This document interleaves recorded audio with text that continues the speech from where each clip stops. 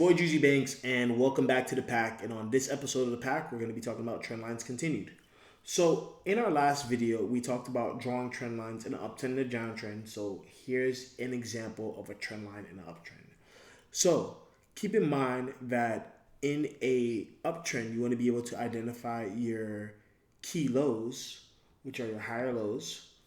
And once you have your two key lows, which is your point A and your point B of your trend line, you're able to establish your trend.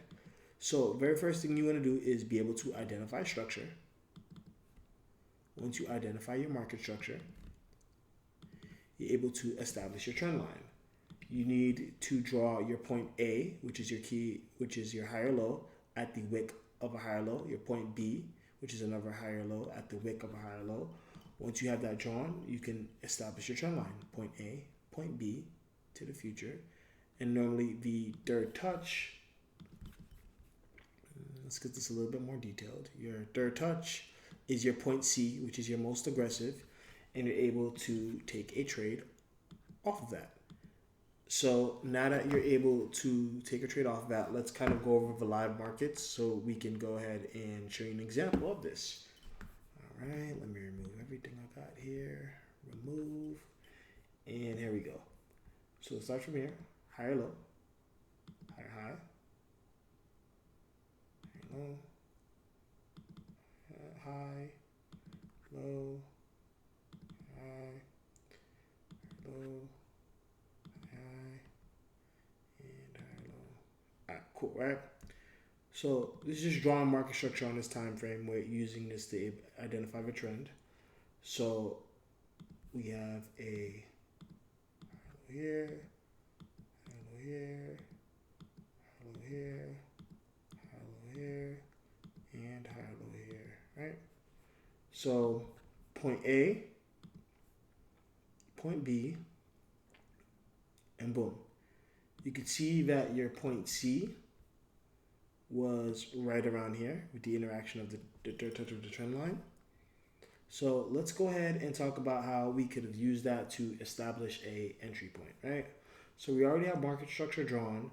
So we already had our point A and our point B used to establish a trend line. So now we have the interaction of our point C.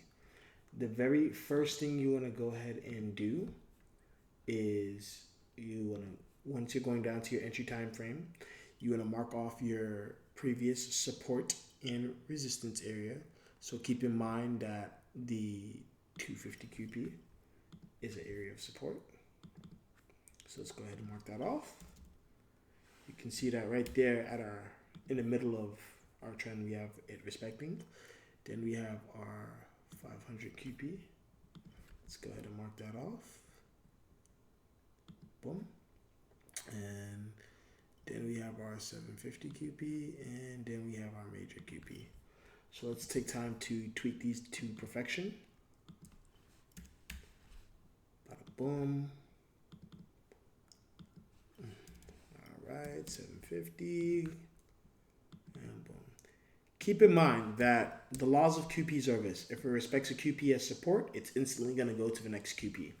So here we have the third touch of our trend line. We can see the interaction, and we can see that right around here, buyers took over right here, seller's candle.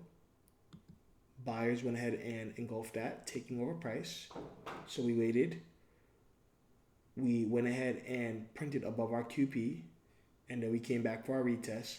We enter at our retest, and now let's draw market structure on the lower time frames so we can see our mini structure. Got a little wick right here, retest, wick, market structure, came back, retest, boom, and then so on and so forth, right? So exactly right here at this retest, we could have entered at on the QP, right? Enter. You could have set your stop loss right here, or you could have set it down all the way down here. So this was 14 pips. That's your risk. Sitting at the low point of structure. Got in right here. Floated structure. It respect this QPS support. Instantly went to the next one.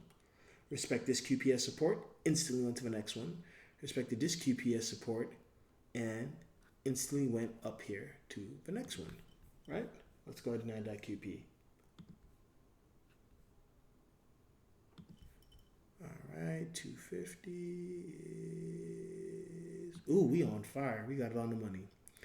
So keep in mind that once it begins to use a QP as resistance, it's time to where you want to exit your trade. Keep in mind that this is perfect risk to reward. We only risk 14 pips to make 75. That's great odds to me. Respect to this QPS support went up. Respect to this QPS support went up. Respect to this QPS support went up. Then we can see that we fell back below. Use this QP as resistance. Boom. Could have exited right here. So you're able to bag a total of like around 70 pips, 70 to 75 pips, depending on, your goal for the day of your trading plan. Boom. You could have exit the trade. You only risk 14 pips for 71 pips. That's great risk to reward to me. And yeah, so again, keep in mind that your point A, you need a point A to draw a trend line. It has to be the wick of a higher low. You need a point B, which is the wick of a higher low. Boom. Once you get your point C, go down to your time frame, mark off your support and resistance, draw your little mini market structure, enter off a QP, set at the next market structure low, and then you're good to go and flow with price from there. So this is Trendlines Continued. Thank you so much, and I'll see y'all guys in the next one. Deuces.